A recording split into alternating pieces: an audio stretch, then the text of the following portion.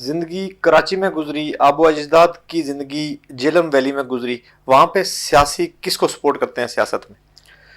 سر میں یہ برملا کہوں گا کہ آزاد کشمیر میں برادریزم ہے، اور مجھے اس معاملے میں منافقت نہیں کرنی ہوگی.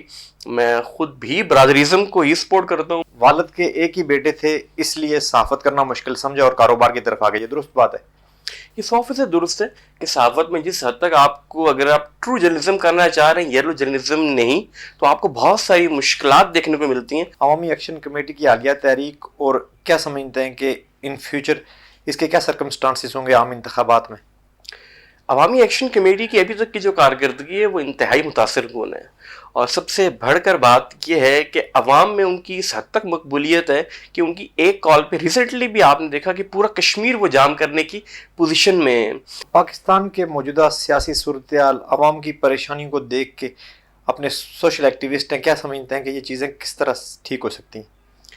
میرے خیال سے پاکستان ٹرانسفارمیشن کے دور میں ایک ظلم اور جس حد تک جبر ہو چکا ہے، یہ اپنی حد تک پہنچ چکا ہے. اس کے بعد اس کو بہتر ہونا. بسم اللہ الرحمن الرحیم. السلام علیکم تمام دیکھنے والوں اور اسماعتوں سے ٹکرانے والی اس آواز کے ذریعے صدام ریاض کا پیار اور محبت برا سلام. آج کے پوڈ کاسٹ میں میرے مہمان وقار چودھری سوشل ایکٹیوسٹ ہیں اور اسلام آباد میں ریئل اسٹیٹ کے بزنس سے وابستہ ہیں. ان سے مختصر سوالات اور ان سے توقع کریں گے کہ مختصر جوابات کے ذریعے اپنی بات آپ تک رکھنے کی کوشش کریں گے. وقار بھائی، thank you so much for your time.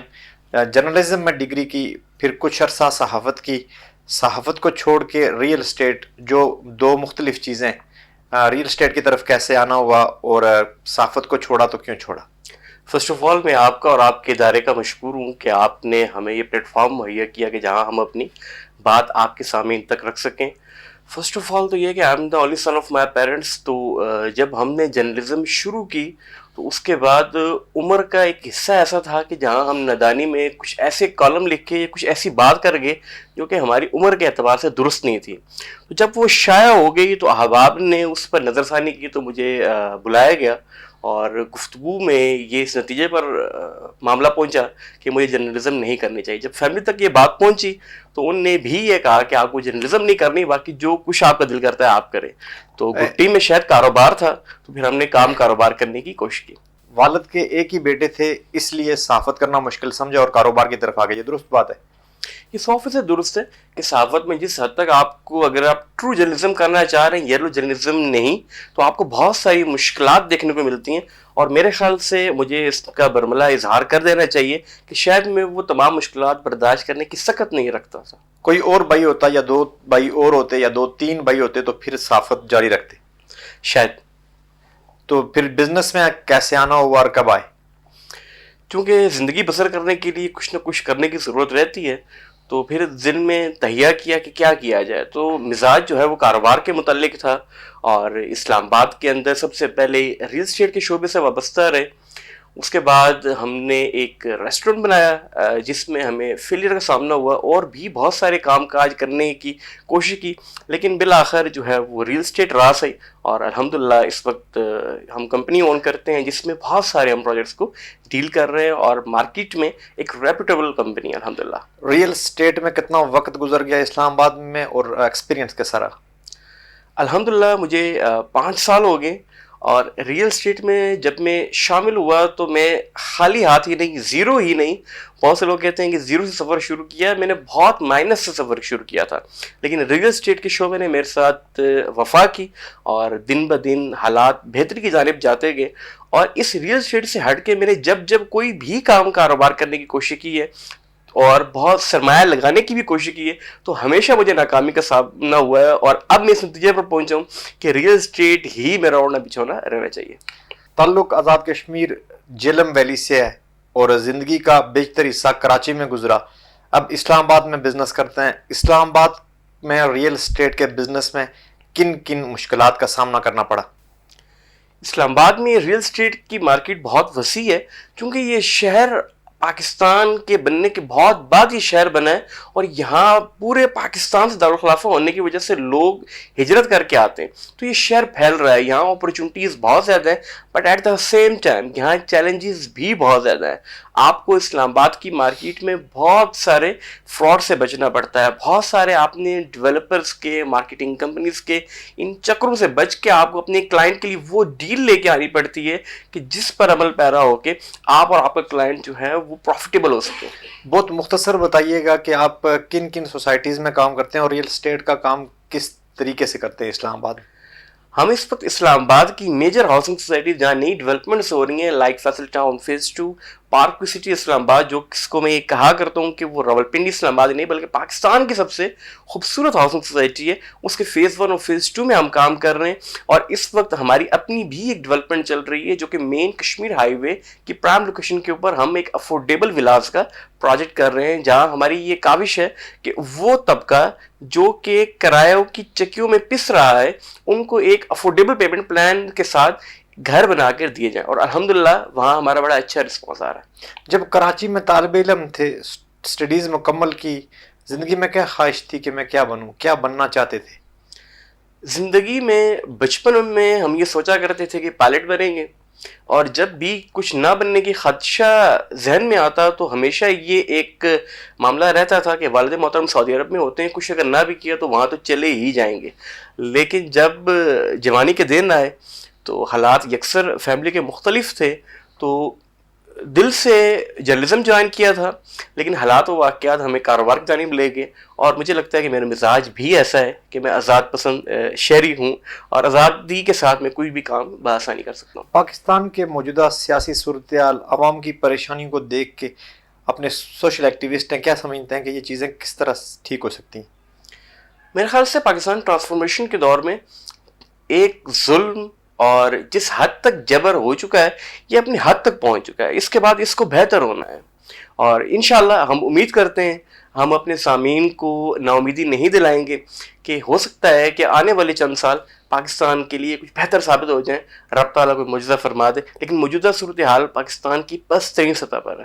سماجی کارکن بھی ہیں اور سوشل میڈیا ایکٹیوسٹ بھی ہیں, کشمیر کے بارے میں لکھتے رہتے ہیں. عوامی ایکشن کمیٹی کی حالیہ تحریک, اور کیا سمجھتے ہیں کہ ان فیوچر اس کے کیا سرکمسٹانسز ہوں گے عام انتخابات میں؟ عوامی ایکشن کمیٹی کی ابھی تک کی جو کارکردگی ہے وہ انتہائی متاثر کن ہے, اور سب سے بڑھ کر بات یہ ہے کہ عوام میں ان کی اس حد تک مقبولیت ہے کہ ان کی ایک کال پہ ریسنٹلی بھی آپ نے دیکھا کہ پورا کشمیر وہ جام کرنے کی پوزیشن میں ہے. لیکن مجھے یہ لگتا ہے, بہت سے لوگوں کی یہ رائے ہے کہ آمدہ انتخابات میں عوامی ایکشن کمیٹی جو ہے وہ ایک کردار ادا کر سکے گی, لیکن ایک عمل تو ضرور ہی رہے گا. لیکن جو ووٹر ہے وہ مجھے لگتا ہے کہ وہ لیگیسیز کو فالو کر رہے ہوتے ہیں. اتنا آسانی سے آپ موجودہ جو سیٹ اپ ہے اس کو میں آپ کو انقلاب نہیں لا سکتے, بٹ وہ پروسیجر شروع ہو گیا ہے کہ جس کے نتیجے میں انقلاب لائے جا سکتے ہیں. عوامی ایکشن کمیٹی کی تحریک سے سیٹسفائیڈ ہیں؟ الحمدللہ ہر وہ شخص, ہر وہ کشمیری جو کہ کشمیر سے محبت کرتا ہے وہ ان مطالبوں سے اور ان کی کارکردگی سے انتہائی متاثر کن ہے, اور یہ خواہش رکھتا ہے کہ کاش ہم بھی اس عمل میں ان کے روبرو ہوتے. عوامی ایکشن کمیٹی کے ذمہ داران اور عام شہری جو بھی آزاد کشمیر میں عوامی ایکشن کمیٹی سے سوشل میڈیا کے ذریعے پرسنلی کسی بھی حوالے سے کنیکٹڈ ہے, ان کو کوئی ایک مشورہ دینا چاہیں تو کیا مشورہ ہو؟ ان سب کے لیے یہی مشورہ ہے کہ آپ کی خیر خواہ موجودہ سیٹ اپ میں یہ عوامی ایکشن کمیٹی ہیں جن نے آپ کے گھر میں سستا آٹا, آپ کے لیے سستی بجلی تک کے سلسلے کو متعارف ہی نہیں کرایا, بلکہ آپ کے لیے وہ سلسلہ یقینی بنا دیا, امپلیمنٹ ہو گیا. الحمدللہ امپلیمنٹ ہو گیا. تو آمدہ انتخابات میں آپ اپنے ذہن نشین یہ کر لیجئے کہ وہ کون لوگ تھے کہ جن نے آپ کی بہتری کے لیے کام کیا, ایز کمپیئر ٹو وہ طبقہ ہوگا کہ جو کہ برسر اقتدار ہے اور سہولت کاری کرتے صرف اپنی سیٹ اور اپنے شان و شوکت کے لیے کام کر رہے ہیں. زندگی کراچی میں گزری, آب و اجداد کی زندگی جہلم ویلی میں گزری, وہاں پہ سیاسی کس کو سپورٹ کرتے ہیں سیاست میں؟ سر میں یہ برملا کہوں گا کہ آزاد کشمیر میں برادریزم ہے, اور مجھے اس معاملے میں منافقت نہیں کرنی ہوگی, میں خود بھی برادریزم کو ہی سپورٹ کرتا ہوں. آپ چودھری رشید صاحب والے حلقے سے؟ نہیں, ہم صاحبزادہ اشفاق ظفر صاحب والے حلقے سے, فاروق حیدر صاحب جو ہیں وہ ایم ایل اے ہیں. تو وہاں ہم نے لاسٹ ٹائم بھی صاحبزادہ اشفاق ظفر صاحب کو سپورٹ کیا, اور اس سے پچھلے انتخابات میں بھی کیا، اور آمدہ انتخابات میں بھی ابھی تک کی صورتحال کے مطابق ہمارا جو دلی رابطہ ہے وہ ان سے ہی ہے، لیکن ہو سکتا ہے کہ کسی بھی طرف ہم جا سکیں، چونکہ ہمیں عوامی رائے کو بھی مد نظر رکھ کے فیصلہ کرنا پڑتا ہے۔ اپنی چھوٹی سی زندگی اور چھوٹے سے تجربے کی بنیاد پر نوجوانوں کو کوئی مشورہ دینا چاہیں اس پوڈ کاسٹ کے آخر میں تو آپ دے سکتے ہیں۔ فرسٹ آف آل آپ کا بہت شکریہ، آپ نے یہ پوڈ کاسٹ کی۔ سیکنڈلی میں کشمیر کے ان تمام نوجوانوں سے مخاطب ہونا چاہوں گا کہ ہم کیوں اسلام آباد اور مظفر آباد سے اس حد تک دور ہیں۔ اسلام آباد کے نوجوان کی سوچ میں اور مظفر آباد کے نوجوان کی سوچ میں بہت فرق ہے، یہ فرق ہونا نہیں چاہیے۔